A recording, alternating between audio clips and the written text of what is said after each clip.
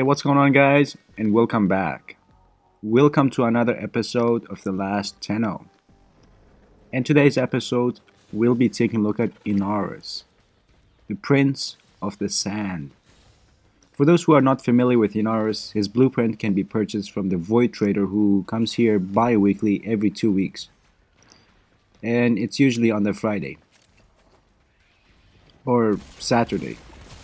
But anyways, it's every 2 weeks, and when he arrives, he usually sends you an email or a text message, and it says, "Hey, what's up, man? I'm here. I'm this hood and somewhere in one of the relays." So, anyways, then you can go visit him, purchase the blueprints, and so on. Now that we're over with this, let's take a look at what Inaros can do. Now, his first, second, third, and fourth ability, let's just skip that, man, because it's pretty much useless as shit. And the only thing that really matters about this guy is his health. And the fact that he has no shield, which makes it even better.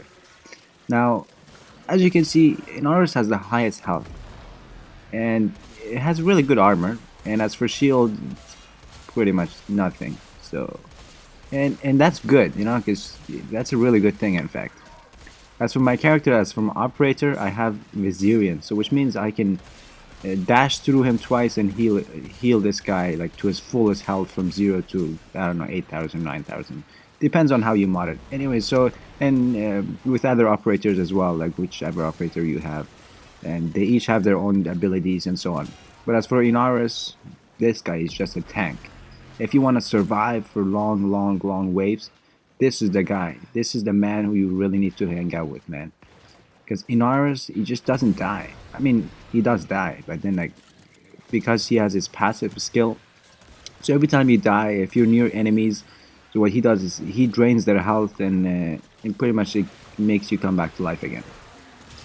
And usually it takes a hell of a lot of time, which means it's not even useful at all. And as for first ability, he usually dashes sand into the enemy's eyes, splashes sand, and makes those bastards go blind and they can't see you. I mean, it's a good thing, you know. Like, it's useful, but then you want to kill him, right? Like, you don't want him to be blind, unless you really want to escape him in their high rounds and so on. But when you have Inaros, there is no way of escaping, because this guy, he's not a person who would run away from battle. Due to his high amount of health, you can use him for pretty much mostly attack and so on. But with him, you really need a good weapon, so you could just kill and survive, and that's it.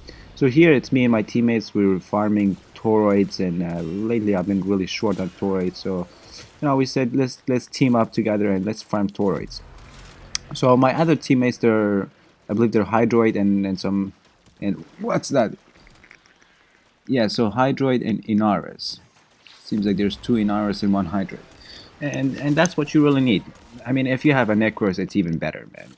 Because Hydroid, Necros, and Inaros, what a good combination. It's a combination of hell and heaven. And skipping the BS, we'll just move on to the important stuff. And I don't know what. Let's just skip this chit chat. So here we're just killing and killing in the same area, just doing the same shit, and pretty much, yeah, that's what we're doing. And let's just speed up the progress, because it's gonna take a lot of time and it becomes really boring, and who really cares about this, especially when this guy keeps on texting. Dude, stop texting, man. Now, Inaros is not so hard to use. It's one of the easiest Warframes to use. And how you mod it makes it even much easier, because you don't really have to worry about shield at all. So all you need is, I mean, a good thing about this guy is he really never runs out of energy, especially if you have the mod Rage, which gives you energy every time you take damage to your health. So which means it's 100% every time you take damage, it gives you energy. Since you have no shield, although there are times that some glitches happens, if some other characters gives extra shield, it sometimes adds up shield to Inaros, but you know, in reality it's not even supposed to do that. But glitch happens in the game. So here, any frame that you like, this one is not like any other, because this guy he suppresses Rhino and suppresses Wukong. Why? Because take a look at it, man. He just doesn't die, and I mean he does. It just takes him a long time. So here we're just shooting and killing. As you can see, I have a kit gun, or a kitty gun, or kit gun. I think it's a Kit Kat gun. Anyway, it's one of these guns you can purchase or craft in Fortuna by visiting the little dick or little bastard, that rude duck, something like that. It's one of these chicks that sells weapons, and so every time you get along with her, she gives you really good discounts, you know, and you just buy these weapons, purchase the items, and you can craft them. So as for a kit gun, if you wonder like which is the best kit gun, I mean it's so obvious, man. Because when you think of it, you want really with this gun, I have Catch Moon. So with Catch Moon, you don't even have to worry about the fire rate, because or like the accuracy or so on. Cause this gun just splashes. It's like a shotgun type of thing, or it's pretty close to Arca Plasmor, a shotgun, primary shotgun. So yeah, this when you shoot, you don't even have to aim. It's not even necessary. So when you shoot, it just bang, it just destroys everybody pretty much, and it does a high amount of damage. And as for the parts, it would make it much easier to, instead of naming the parts, it would make it hard to remember. Always remember this: lowest fire rate, highest damage, and highest critical chance.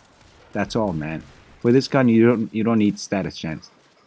And those who say status chance is good for, I mean, secondary, I mean, maybe for them it's good, but for me, it's not. I prefer critical chance, raw critical chance, and critical damage. And once you have those, you put on a good arcane on this weapon, it just makes it undoubtedly an unchallenged weapon. And probably this gun is definitely gonna get nerfed in the future, because it's I mean right now it's pretty much the most powerful secondary weapon, and it's undoubtedly very powerful. So especially works very well with Corpus. The weapon does only impact damage and heat damage, but you can always add other elements, other type of damages, to get the base damage pretty boosted up. And I'll just have to cut the video short, because you know pretty much everything becomes repetitive, and there's not much to say about Inaros. I mean, once you use them, you pretty much will get the hang of it in the first few minutes. Again, thank you very much. Thanks for watching, guys. I hope you guys really enjoyed it. And if you did, just make sure you like and subscribe and share with your friends. I'm pretty sure you guys have your own goals, so it'd be much appreciated if you support me, and I'll do the same towards you. I'll support you guys as much as I can. And thanks again, man. I hope you guys liked it, and have a good day. So here, I'll just play some music so you guys can enjoy the music, and you know, check out the rest of the video if you're interested. And if you're busy, you know, just go do your life, man. Like, you know, keep busy. Keeping busy, it's a good thing. And again, thank you very much, and have a good day. Lasttenno, take care. Oh, I feel it tonight. There's something inside that I can't ignore. Oh, I feel it tonight, that